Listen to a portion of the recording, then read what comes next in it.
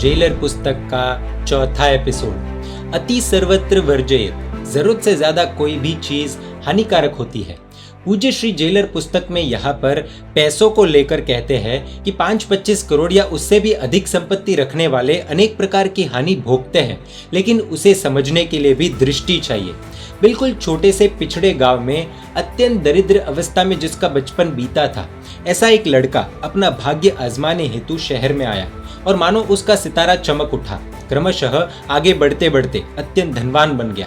उसका एक पुत्र था, राजमहल जैसा निवास स्थान था, मध्य में स्विमिंग पूल, विशाल बगीचा और बगीचे को संभालने वाला माली भी था। छोटे बड़े प्रत्येक कार्य के लिए नौकर थे, खाना बनाने वाला रसोइया भी था, पुत्र के लिए कुत्ता भी पाल रखा था। इतनी फैसिलिटीज की पानी मांगने पर दूध हाजिर हो जाता था। आवाज देने पर एक नहीं बल्कि 4-4 नौकर आकर खड़े हो जाते थे। ऐसी समृद्धि और सुविधाओं में पल रहा पुत्र 14 वर्ष का हो गया। पिता ने सोचा कि गरीबी भी जीवन का एक पहलू है। मैंने तो इसका अनुभव किया है, लेकिन इतना काफी नहीं है। पुत्र को भी इसका अनुभव होना चाहिए, इसीलिए उसे किसी गरीब परिवार में एक सप्ताह के लिए रखना चाहिए।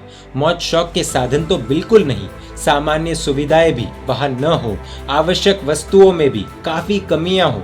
जीवन कैसा संघर्षपूर्ण है, इस बात का ज्ञान उसे तभी मिलेगा जब वो ऐसी परिस्थिति में रहेगा।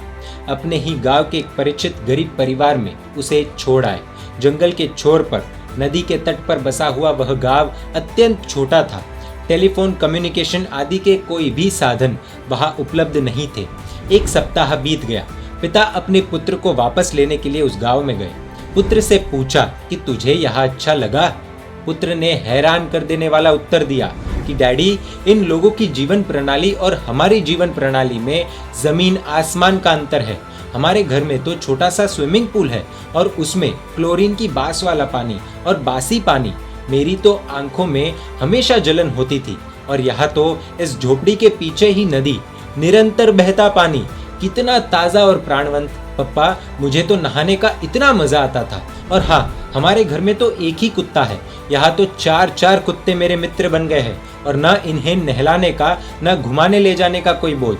इसके अलावा 2 तोते, कौवे और खरगोश भी है। इन सब के साथ खेलने का मजा ही कुछ और है। और हाँ पप्पा, हमारे घर में तो रात के समय खिड़कियां बंद करके एसी चालू करना होता है।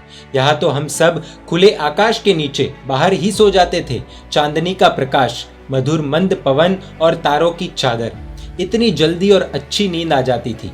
पप्पा, मजे की बात तो यह है कि यहाँ तो पूरा परिवार साथ ही सो जाता है। सबको एक दूसरे का प्रेम भरा साथ है। हमारे घर में तो मेरा कमरा अलग, दीदी का कमरा अलग, आपका कमरा अलग। कौन कब आता है, कब जाता है, कब सोता है, कब जागता है, कौन क्या करता है, क्या नहीं करता है, किसी को अन्य व्यक्तियों के विषय में कुछ भी जानने की इच्छा ही नहीं होती। मानो किसी का किसी के साथ कोई संबंध ही नहीं है। यहाँ तो एक दिन इस भाई को बुखार आ गया। शरीर तो ऐसा तप रहा था कि बस सारे परिवार के लोग तुरंत जग गए। सब जग गए तो मेरी भी नींद खुल गई। नींद उड़ी तो समझने का मौका मिला कि पारिवारिक जीवन क्या होता है। एक पैर दबाने लगा तो एक सर दबाने लगा। मौसी जी ठंडे पानी की पट्टी सर पर रखने लगी। सच मानिए पिताजी, इन सब की सेवा के कारण नहीं, बल्कि सेवा के साथ साथ जो प्रेम, जो सहानुभूति और जो ममता झलक रही थी, उसी की वजह से ये भाई का बुखार 1 घंटे में ही उतर गया। सुबह तक तो वो बिल्कुल फ्रेश हो गया। पापा, एक दिन स्कूल में टीचर ने हमें प्रश्न पूछा था कि which is the best therapy of healing. किसी ने एलोपैथी, किसी ने होम्योपैथी, किसी ने नेचुरोपैथी जैसी प्राकृतिक चिकित्सा पद्धति का भी उल्लेख किया था, परंतु हमारे अध्यापक ने सभी उत्तरों को नकारते हुए कहा था कि सिंपैथी, सहानुभूति is the best therapy of healing. और हमारे गुरुजी के इस जवाब का साक्षात्कार पापा मुझे यहाँ इनके साथ रहकर हुआ। और हाँ पापा, एक महत्वपूर्ण बात तो मैं आपको बताना भूल ही गया। रात के समय सोने से पहले प्रतिदिन पूरा परिवार साथ बैठता है। दिन में हुए अपने अपने अनुभवों की बातें, इधर उधर की अनेक बातें उस समय होती है। इन बातों में एक दूसरे के प्रति इतना प्रेम और विश्वास दिखाई देता है कि क्या कहूँ। पापा, हमारे घर पर पूरा परिवार इस प्रकार कभी आधा घंटा भी एक साथ बैठा है? हाँ, कभी कभी सबकी मनपसंद मूवी चल रही हो तो सब टीवी के सामने बैठे होते हैं, लेकिन उस समय भी करुणता यह होती है कि पूरा परिवार साथ होते हुए भी कोई किसी के साथ कुछ बोलता नहीं। बातें करने का, दूसरों के मन की बात सुनने का कोई उत्साह ही किसी के मन में नहीं दिखाई देता।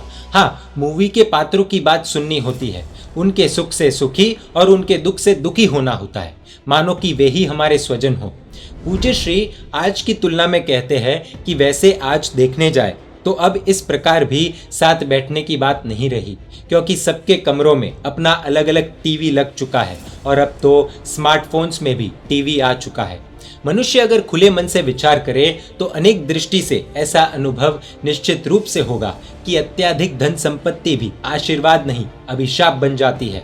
पैसों के बल पर परिवार के प्रत्येक सदस्य की सभी वस्तुएं, सभी सुविधाएं अलग, स्वतंत्र, न सबके साथ मिलजुल कर बैठने की कभी आवश्यकता या इच्छा, ना ही किसी को किसी से कोई अपेक्षा। ऐसे वातावरण में स्नेह की धारा बहे, ऐसी संभावना ही कहाँ है। वह लड़का आगे कहता है कि अरे पिताजी, भोजन के बारे में तो आपको बताया ही नहीं। भोजन की बात बताओ तो एक बात हमारे नसीब में है ही नहीं। पिता ने पूछा, क्या नहीं है? पुत्र कहता है कि पिताजी, प्रेम। हमारे घर में तो महाराज के द्वारा बनाई गई और फ्रिज में रखी हुई खाने की चीजें नौकर माइक्रोवेव में गर्म करके हमें परोसते हैं। यहाँ तो आंटी जी हमेशा गर्मा गर्म खाना अपने हाथों से बनाकर खुद खिलाती है। उस गर्मा गर्म भोजन के साथ अपना प्रेम भी परोसती है। प्रेम के कारण प्रत्येक वस्तु स्वादिष्ट ही लगती है। प्रेम के बिना सब कुछ फीका।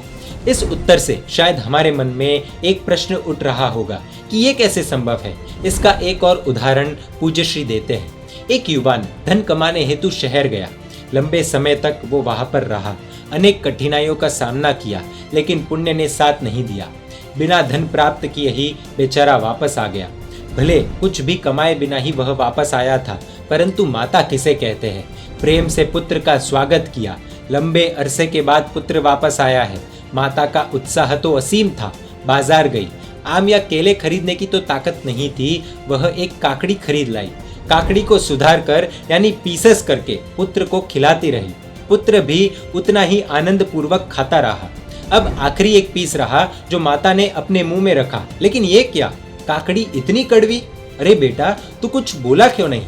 बेटा हंसकर कहता है कि माँ, काकड़ी कड़वी थी, लेकिन उसे परोसने वाले हाथ और दिल कितने मीठे थे, फिर काकड़ी कैसे कड़वी लग सकती है।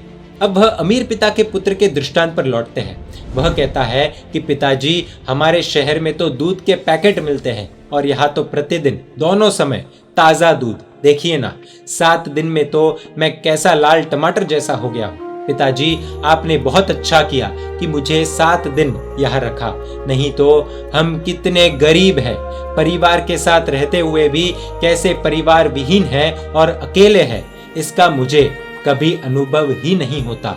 हो सकता है हमारे पास पैसे ज्यादा हो और यहाँ इनके पास पैसे कम हो, लेकिन हमारे पास सिर्फ पैसे हैं और इनके पास पैसों के अलावा सब कुछ है। काश मेरा जन्म भी किसी ऐसे ही संपन्न परिवार में हुआ होता। There are some things that money can't buy। अब यहाँ पर ये पूरा दृष्टांत सुनने के बाद एक प्रश्न जरूर हम में से कई लोगों के मन में पूज्य श्री के लिए उठ रहा होगा कि साहिब जी, संपत्ति ज्यादा हो तो सुकृत किए जा सकते हैं ना, यानी अच्छे काम भी तो किए जा सकते हैं। इसके उत्तर में पूज्य श्री क्या कहते हैं वो हम देखेंगे अगले भाग में, यानी कि एपिसोड 5 में। जैन मीडिया पर ऐसे वीडियोस आते रहेंगे। देखने के लिए आपको Jain media YouTube channel subscribe कर नोटिफिकेशंस के लिए बेल आइकन प्रेस करना होगा। आप हमें फेसबुक और इंस्टाग्राम पर भी फॉलो कर सकते हैं। परमात्मा के आज्ञा विरुद्ध कुछ भी कहा हो तो मिच्छामि दुक्कडम। जय जिन शासन, जय महावीर।